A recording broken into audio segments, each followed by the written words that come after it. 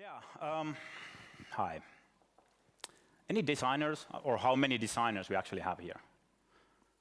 Finnish people actually participating, excellent. How many of you are afraid of losing your job to the AI next time in a few years in the future? I was last time talking to growth hackers. You probably know the term. A lot more hands raising up that time. I'm not talking about you as designers when I have examples about designers, so don't worry. And I'm not talking about any of my customers here tonight, so they are like my other colleagues in other companies. Making data matter. Pretty stating the obvious if data-driven design is the whole topic of this in retail. I have to explain my point of view a little, especially after Yuri's excellent show. In this case, I'll start a bit more shallow rather than deep stuff as he did, because it's not negative. Shallow is not negative in my world. It's just how deep I need to go to data if I want to do a simple goal. Because e-commerce and data-driven design has kind of been dominating by Amazon for the past 15 to 20 years almost. And in retail especially, it's pretty much driven by the focus on a product. How the products are related to each other, how you sell better the product, how you present the product best. It's not so much about the people buying those products, how to affect and reach them. Travel industry used to be the only difference. They are actually the first ones ever to use a CRM, if you really knew that. So I'm going to start a little explaining the shallow stuff about the role of data from my point of view, so that you don't mix it to this any academic approach who actually know what they're talking about in the quality of data and all that. And then I go to the using and a couple examples. So from my point of view, data has become commonplace. When I go to visit e-commerce professionals with ambitious titles, but growth hacker is just a general term I'm going to use for everybody now. So all of you are some kind of growth hackers to me now. They are pretty stressed out in these kind of events. They come to ask me that, hey, you guys have been working in all the industries, and I do have a really privileged position. I work in Finnish banks and insurance companies, European retail chains, some clothing brands, American game companies, Asian casinos. And sometimes it's not really bullshit. I sometimes do all those brainstorming sessions in one day. So I really carry these, what we do in casinos in China, and we have lessons learned from user experience that we actually use in insurance company in Finland. How a clothing brand for teenage girls really helps us to improve something in a sports chain in France. They all have the same challenges. They all have the same goals. Sell their stuff, present in a nice way, and improve the customer experience to bring the customers back. The retention and loyalty is something that you really defer because, as Yuri is explaining, they are changing their entire ecosystem to be more adaptable.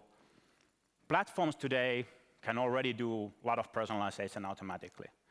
And God knows there are, I don't know, hundreds of tools out there, some free, doing A/B tests and little like product recommendations and all that. And that has become kind of a culture, this shallow culture, where somebody before me has coined this term of plug-and-play analytics. And this causes stress to the growth hackers who come to ask me that, hey, how did you guys do this? And I'm going to walk you through in 4 quick pictures how it goes. So not my customers, not our customers, but the others. They start by this idea that you just place some tracking on your site or service, whatever it is. You gather all the data from all the people. You can screen it on your cell phone when you're running and check your pad, and everybody's really like on the pulse. And if this growth hacker is a bit more experienced, they may ask this customer or future customer that, really? Do you want to start by tracking everything and everyone? And it's kind of scene that reminds me of really everyone. Because they have this idea. We gather the data, we gather around our really trendy hippie table where we have a salad as a flower and all that kind of stuff, and we just combine our cool stuff, and we come with the awesome ideas, present them, boom. Where's my money? Increase our sales. Is that the goal? I mean, where do we need designers for that? if you just want to sell extra black socks just before checking out in your cart, if you want to make that grandma who has passed 20 years just done one lottery a day or week it goes, yeah. Do you really have to go all matrix on that topic? Do you really have to know everything and find this super chosen one level guru from somewhere who actually goes through all the data? No, you really don't. Unless, of course, you are Google, who can't decide in which color they underline their email links. Probably all of you have heard this is one of the most common data-driven design example. But they really did that, knowing that Google has 2.5 billion users, and they said, well, we only targeted this test for 2.5%. It's still hundreds of millions of people engaged in a test that in which of these 41 shades, I wish it had even been like 50 shades of gray or something testing, but no, it's 41 shades of blue. Do you think you can keep your jobs if you waste your, well, I don't know if you work in a public sector, but if you work in a private sector and it's not Google, this is not how you're going to impress your bosses. So get the scope right. Before you even start thinking about using data, do you need the data? If you go to the shallow stuff, you can just skim it. If you sell something cheap in retail but is consumable and not something that really ties your loyalty, most of the stuff is really required is what happens in the real time on the site, what the customer behaves at the time when they're visiting. But then there is the deep stuff. The longer the tail, meaning that the more they actually engage on your site. Travel, as I said, they have over a year-long tail. If you think about family trying to book their holiday trip, it's a huge investment. It can be actually one of the biggest in what they do in the whole decade of time or something. So obviously, you have to know what's the general scope what you're doing. And then you have your data. Probably, hopefully, not tracking everything that everybody does. These are the classic mantras to personalize. Personalize, show the right product to the right people at the right time even, and be customer-centric. Especially in travel business, they always use the touch points. They touch all the time, so it's engage the customers from the very first touch point. I've said these so many times over the past years, I've heard them even more times, but what do they really mean? I'm going back to the Amazon example where they're just recommending products. It has generated this culture of kind of like, I use like post-it fixing, post-it design. I had in a hotel, I had a morning paper and there was post-it on top, and there was post-it on. I had a morning tea post-it on. I was like, yes, this paper feels exactly for me right now. Then I take the post-it in the trash and keep reading. It's kind of sticker approach. Coca-Cola does it. Coca-Cola does it really. Does it really? Does it really? Right? Does it really? Does it really? Nice. You can have a sticker on a bottle that kind of makes it your bottle. It works for them, but if you have a service, online service for today's topic, is that the right approach? What is really personalized anyways? I couldn't find any famous dude saying something like this, so I had to quote myself. But really, I don't need designers for product recommendations. I have Frosmo. Before that, when I was working in different companies, I had visual website optimizers and whatever tools they are. Probably we have some Finnish speakers about that today. I don't need you guys for this. For this, I have machines do all the stuff. They really track everything. They have longer memory, better memory, and they can react in a millisecond and change the selection if you actually switch from teenage girls' shoes into, middle-aged dads. I hate that. They even force me to put myself in that kind of place, but still. Look at Wikipedia. These are literally the 5 first words on Wikipedia article about personalization. Commonly known as customization.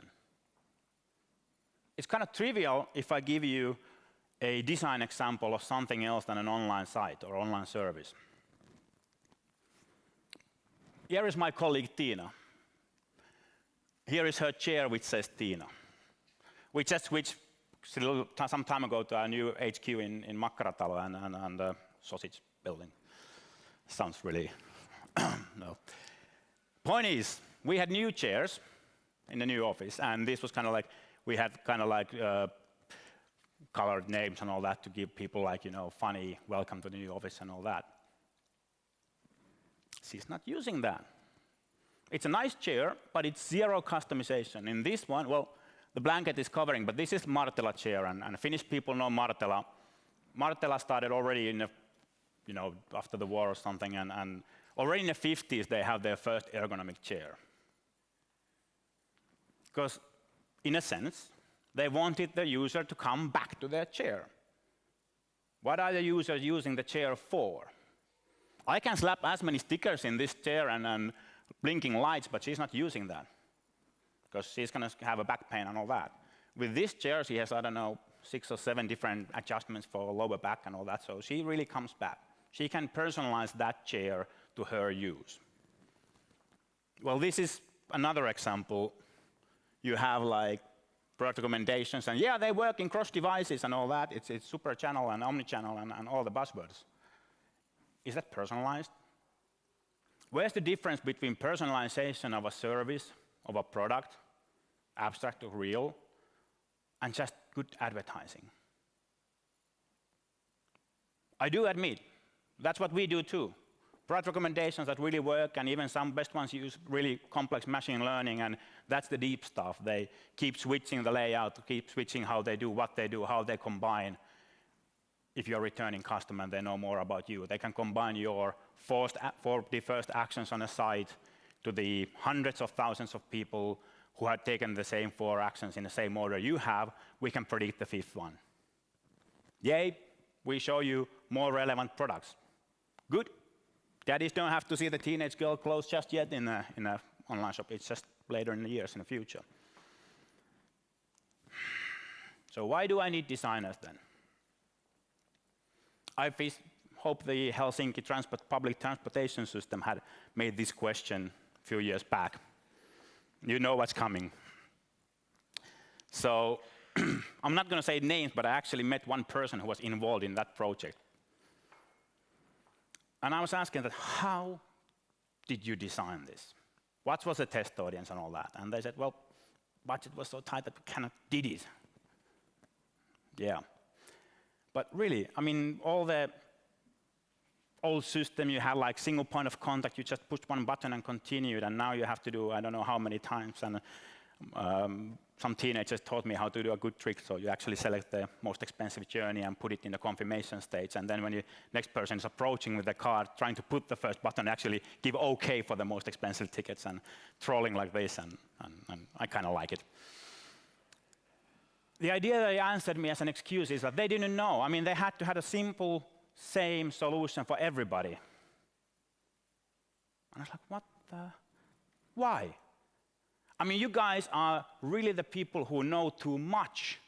Every time I show that machine my card, you read who I am, what age I am, where I've been traveling past year, and everything I do. So if my kid or my grandma does the same trip to school and back every morning, or grandma going to the shop and back with a tram every day, past 50 years, so it's like I don't know, 1 out of 200 if they go outside.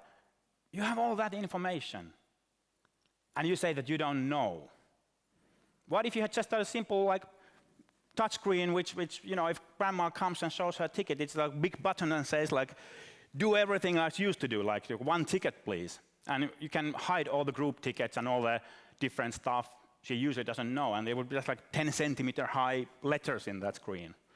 And next button could be to call for help, maybe, if you want to do something else in the first time in your life. You know this stuff. Why you had to do this tiny screen and do the same choices for everybody, regardless how many repetitions they do. So it's the user experience. Whether it's a physical chair or online service, whether you're providing rock concerts or trying to sell the new Nike shoes and all that, people don't really still get it, that in the future, in a very near future, which is already here, I'm really disappointed about the future. It's still, I mean, I don't have my flying car, I don't have my jetpack, and personalization is still about product recommendations and advertising. But there are people smarter than me and a bit more famous than me and a bit more famous brands. I've actually told that if I show designers Steve Jobs, they give me excuse everything I do and say after that. So, coffee is what we sell as a product, not the business we're in. CEO of Starbucks, currently actually ex-CEO, executive chairman of Starbucks at the moment. Richard Branson has quoted him, Steve Jobs has quoted him. Both of them also say a lot about user experience. People go to Starbucks because of the user experience. People use Virgin Airlines because of the user experience. That's what makes them come back. Not a little bit cheaper price or fancier outfits with the ladies. Because it simply sells more. Having an old customer return time after time after time simply sells more. Again, mantras of our business. You heard this many times, probably. Too much Red Bull. Treat them as well as you know them. Offer them useful recommendations. Make them come back for more. Who are they? This is what I need designers for. This is what I need the deep stuff for using data-driven design. Well, usually we talk data-driven design and development because we can't really separate those two in online services, but still.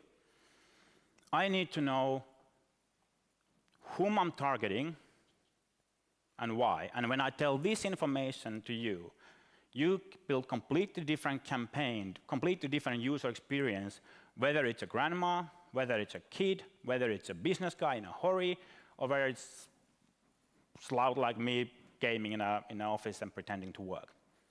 So let's a little bit give an example.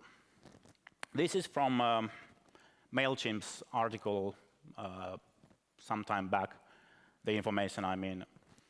Frosmo is processing almost 2 billion transactions in a day throughout the whole, if you combine all our customers worldwide. So MailChimp is actually confirming over 10 billion transactions, like successful transactions in a month. So they have also a pretty awesome audience. And if you abstract your data to the high level in the top left, you can't really see anything else than, every day in a week is the same, except weekend is less sales. So let's put all the campaigns, let's focus on the design on weekdays. We go a little bit deeper. In the top right corner, we take cultural differences. Egyptians wake up early. Norwegians wake up latest. In general, I'm sorry about any stereotypes. I really respect all of them. Then elect professions, lawyers, bartenders, and nurses doing changing shifts. And combine all these. One of our customers is a news portal focusing on economical news and stock market rates. Let's say you were an Egyptian lawyer. I'll tell you that these guys, we want to focus when they are starting their day. They are the most active between 8 and 9 in the morning, and they are the most convertible target audience. They buy most. A lot easier for you than doing the general campaign or designing the site, what do they want. Then again, if I ask you to design a user experience of a different service to Norwegian bartenders, we can show that there's no way we could target them before lunch. They are in the best peak in 1 p.m. And if I would have a Finnish software company's director, such as myself, and you can see that some of these guys are actually even on weekends are peaking sometimes, Norwegian guys, but if you call me in Saturday morning, you're not going to make a deal. Or if you're going to target me on Saturday morning, I'm not going to buy anything. So one of the data focuses on how the people behave, who they are and how they behave, and trying to find even more. What's their whole approach? How they see you, how they see your service. What are they doing? I have 2 of our own customers here, which I have anonymized anonymized little.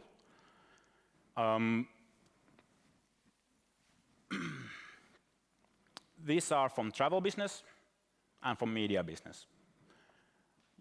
Not sure if you can see all the numbers, but this is just 2 months time period. It's exact time period of 2 completely different market verticals, completely different topics. But they have something in common. Those red spikes are Mondays, and especially Mondays early in the day. So we can see that, okay, that's what happens. Mondays are the best sales. They are the week's supreme sale points, with one weird example here, but that was a campaign guy, I guess. I don't really know. But in general, more than 19 out of 20 Monday mornings are the real pitches. What's the story? What's the story behind these actions, this data, what we gather? Well, the first one is retail. Travel. First one is travel, and before Frosmo, I was actually working on travel business as well. So I went a lot of e-commerce sessions for travel business, and they were always talking about how Monday has been always the king in travel, and no other day in a week gets near. Used to be because they didn't have automatic updates and synchronization of prices, so every Monday when people actually came to work, they saw how many tickets had been sold during weekend and adjusted the allotment, so how much the planes were filled at the time. If they were empty, they dropped the prices. If they were full, they put the prices up. Now it's all automated, been many years already, so that doesn't really happen, but why still on a Monday? I went to one seminar and I was asking his presentation of this question, and he anticipated my question because they had done a huge survey, and the most common answer was printer. Come again. Printer. 2014, I guess this was. Printer.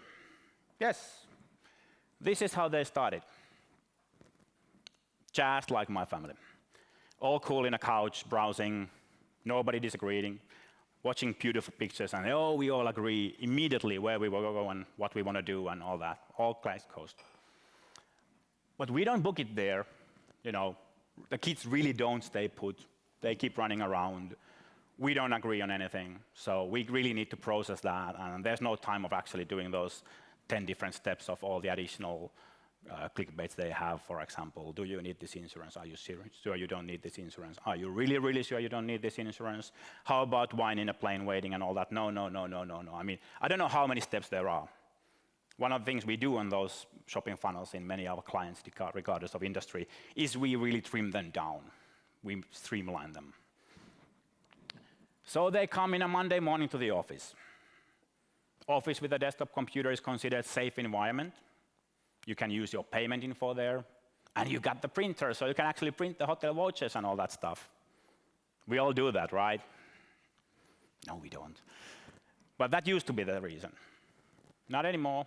We look at our data for the past few years, but only past few years. And Sunday is really taking their place or taking its place among the weekdays. It's already the second biggest in this specific topic. It's pretty cool. How about the other diagram? That was the media part. Well, that's more simple. I already told you that it's about economic news, stock market rates, and all that kind of stuff. Professional stuff. You have this idea of these people who are really like on top of the game, and every morning they want to check what's going on, what they're doing, what's market doing. They need to know this info.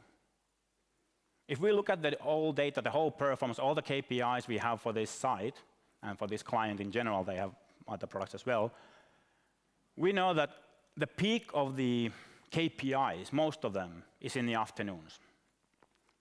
When regular people want to skim the titles, check that one stock market they maybe got as a gift when they graduated or something. If we would do a black box solution, it would probably focus on all those spikes if they miss something.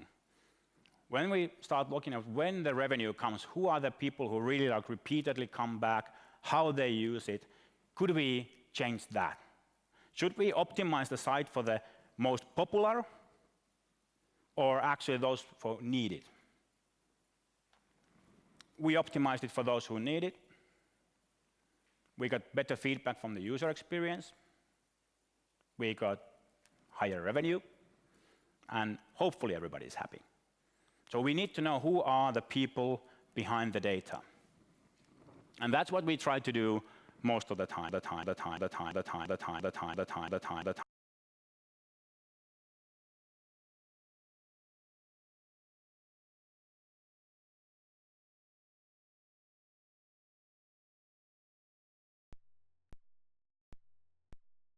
Personalize a service or a product by adding a bunch of stickers on it. And that's sometimes how it feels like looking some sites filled with product recommendations and banners which are personalized to me. It's the user experience we want to personalize. We can make the whole user interface, the whole customer journey, to be literally individual to each and every one of you.